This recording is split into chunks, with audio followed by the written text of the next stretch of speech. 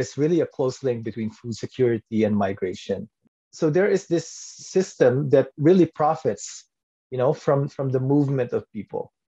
A system that brokers its own people to countries that needed them, like Canada. The temporary foreign worker program is a use, abuse, and dispose immigration system. We see the start of this program, the temporary foreign worker program, and how it's expanded in 2002. Many of the people or the workers that benefited from the initial creation of the temporary foreign worker program were from the US, or Western countries. But when the government, the Canadian government, expanded the temporary foreign worker program in 2002, it created a tiered system. The seasonal agricultural workers program, it has been in existence for over 50 years.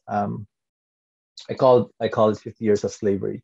We talk a lot about organic food. We talk a lot about buying local, but we never really talk about the people that planted and harvest these foods, right? So I think it's something that we need to think about, that every time we bite on that apple, we think of the people that actually, labored, to make sure that we have food to eat on our table. When we address the fundamental problem of food security and food sovereignty, we feel that we need to principally look into the land problem.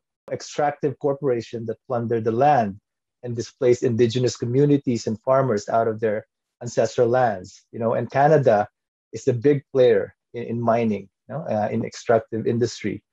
Where would these people go? They will end up in Canada. They will end up in Edmonton working as TFW in Tim Hortons or McDonald's. And they will need to go through a restricted process to become a permanent resident in Canada. And when they fail that, they are now deported back to a land that is not there anymore. It's occupied by TVI Mines, a Calgary-based mining corporation. Even activists, even advocates see it only one way, right? They see it as well, we need to help them. We need to open the borders, right? But never really understanding why did they leave, their countries of origin in the first place.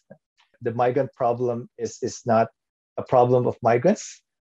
It is a collective problem of every individual, every worker in Alberta, in Edmonton, in Canada.